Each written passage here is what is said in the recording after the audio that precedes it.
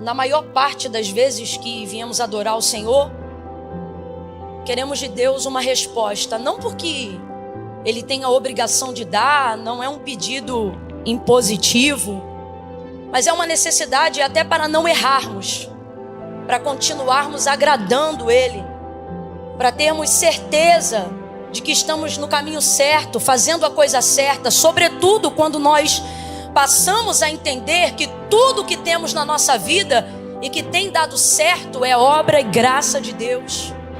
Então não queremos caminhar sem essa presença, não queremos caminhar sem o seu conselho, não queremos caminhar sem sermos guiados pelo som da sua voz. Às vezes entramos em dilemas profundos, pela dificuldade de reconhecer se é a nossa vontade, se é a vontade de Deus, se é o uso da nossa razão, da nossa consciência, e se na verdade Deus quer uma ação de fé. E se quando quer uma ação de fé, se estamos caminhando para onde Ele está apontando, ou se estamos sendo ousados demais e podemos errar, talvez sendo guiados pela vaidade, pelo ego, de querer viver algo grande, de querer contar um milagre extraordinário, quando tudo isso precisa habitar na tricotomia do nosso ser, né? Carne, alma, espírito. É difícil fazer com que os três estejam o tempo todo em harmonia. Então essas dúvidas deixam a gente atordoado, deixa a gente com a mente confusa, deixa a gente angustiado. Alguns aqui lutam contra a crise de ansiedade, síndrome do pânico, gastrite nervosa. Alguns aqui estão perdendo cabelo, perdendo tempo, perdendo dias, porque querem fazer e têm até disposição para fazer, mas estão aguardando de Deus um aval. E não que seja bom estarmos paralisados, mas melhor do que tomar um caminho errado é decidir andar para onde Deus quer.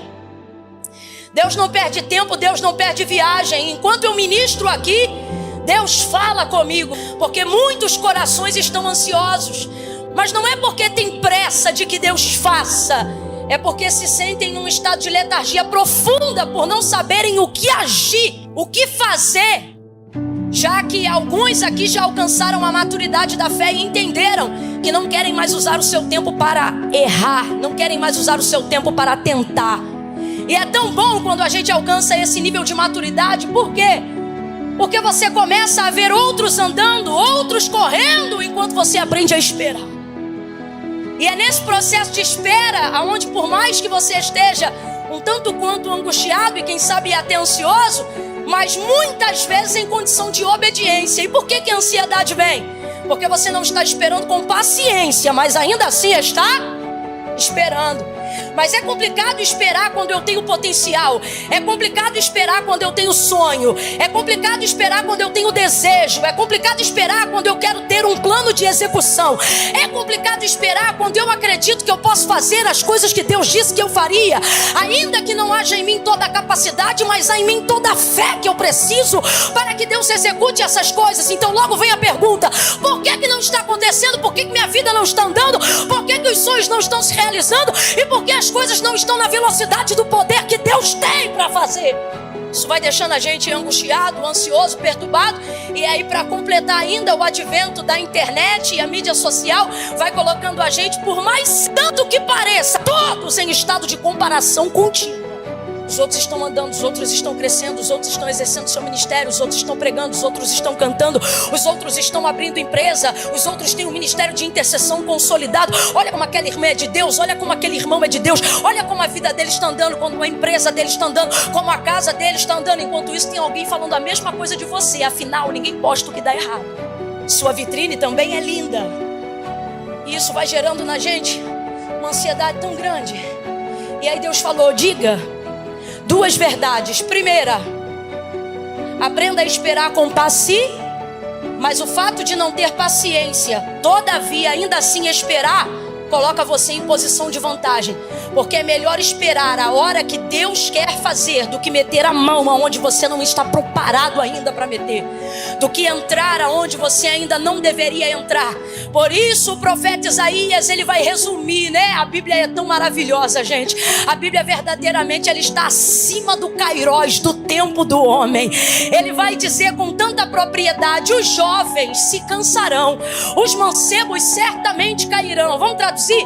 Os jovens vão querer velocidade, e na paixão e na força da sua vida e da sua carne, vão meter a mão, vão meter as próprias forças, vão ir com o peito, com a raça. Afinal, esse é o vigor da mocidade. Só que eles vão se cansar. Por quê? Porque vão descobrir, irmão, que nem tudo é no peito e na raça, nem tudo é na tua vontade e no teu querer, sobretudo na vida daquele que serve ao Senhor. Aí ele diz assim: e os mancebos certamente se fadigarão. Em outras versões dirão: certamente cairão.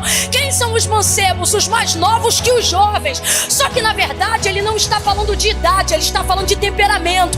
Na verdade ele não está falando de idade, ele está falando de velocidade.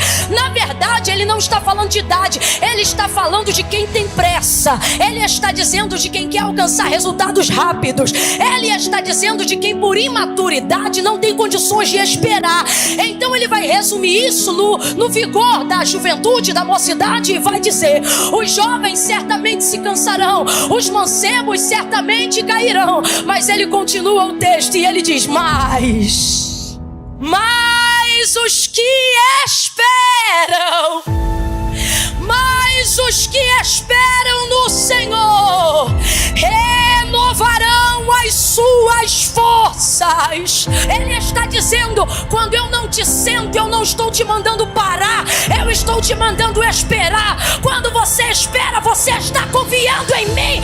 Não diga que não está acontecendo nada só porque você não está fazendo nada. Jesus disse: eu vou para o meu Pai, porque meu Pai trabalha e até agora eu também trabalho. Deus está dizendo: ei, você pode esperar. Quem não espera sou eu. Eis que não tosquenejará nem dormitará o guarda de Israel. O Senhor é quem te guarda. O sol não te molestará de dia, nem a lua de noite. O Senhor guardará a tua alma, Ele guardará a tua entrada e a tua saída, desde agora e para sempre. Camila, eu não entendi. Vai entender agora. Deus está dizendo: você pode descansar. Quem não descansa sou eu. Eu sou ancião de dias, Pai da eternidade. João, quando tem a revelação do Cristo glorificado no Apocalipse, ele tem a alusão de um Deus que não tem pálpebras. Jeremias olha para ele e diz: seus olhos são como chama de fogo. Isaías o vê e também diz: olhos como chama de fogo.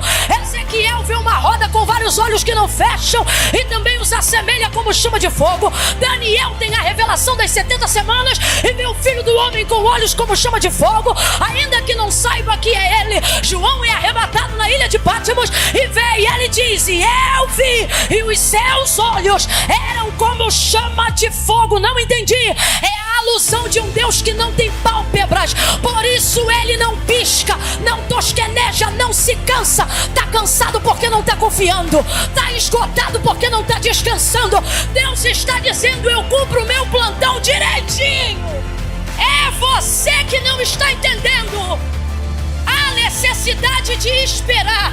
É você que não está entendendo que esperar e não fazer nada não é a mesma coisa.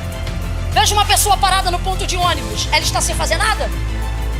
Provavelmente está indo para o trabalho, está voltando para a escola, sei lá, para algum lugar. Ela tem destino, ponto de partida e de chegada. Só que quando você vê, ela está ali parada. A impressão que você tem é que ela não está fazendo, mas ela está. Bota ela na hora errada para ver se ela pega o ônibus. O que é momento de espera? É aguardar a hora para não perder o propósito, o ônibus, o destino, o caminho, a vocação, o que Deus te confiou.